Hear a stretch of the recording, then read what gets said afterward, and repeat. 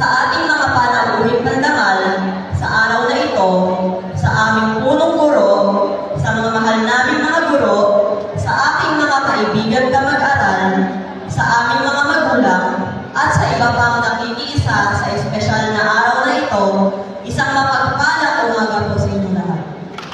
Hindi ko akalain na abot ako sa ganitong posisyon, sa ganitong pwesto, na kung saan may nakasabit na medalya, na may mga karangalan, at nagbibigay ng isang mensahe at isang inspirasyon sa inyong lahat.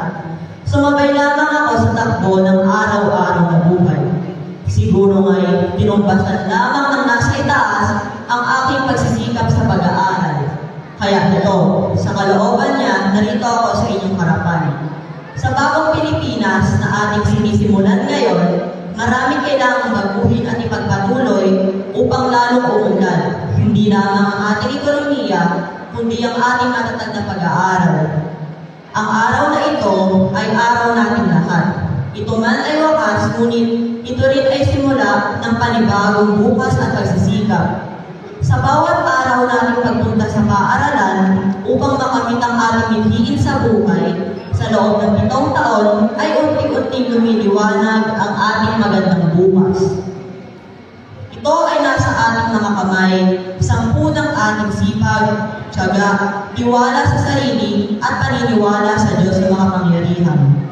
Iba-iba man ang ating prinsipyo, adhikain, mithiin, tayo ay nagkakaisa sa pangarap. Ito ay ang makapagtapos ng pag-aaral, makatulong sa ating mga mahal sa buhay at sa kapwa, at magkaroon ng magandang buhay sa hinaharap, na nagmula sa maayos at mahusay na kalidad ng edukasyon. Sa lahat ng mga taong naging bahagi ng tagumpay natin ito, lubos ko kami nagpapasalamat dahil hindi ninyo kami iniwan, sinukuan at pinagdamutan. Bagkus lagi kayong nandyan kapag kailangan namin ng karamay, katulong at kabalikat sa mga pagsubok na aming pinagdaraanan at pinangangambahan.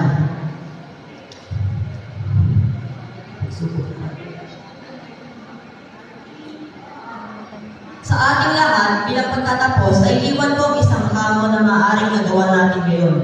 Ang pag-akyat sa unang bundok ng tagumpay. Mas marami pang bundok na sadyang mas mataas ang dapat pa nating akyatin.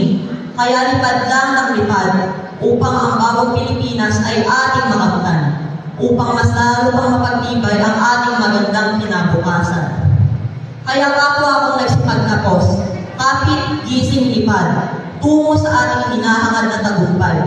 Kaya bilang kabataang Pilipino, para sa matatag na kinabukasan ng bagong Pilipinas, ating ipagpatuloy ang ating sinimulan.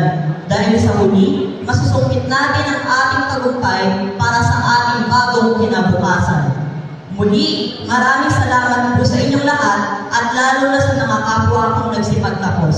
Mabuhay tayo lahat!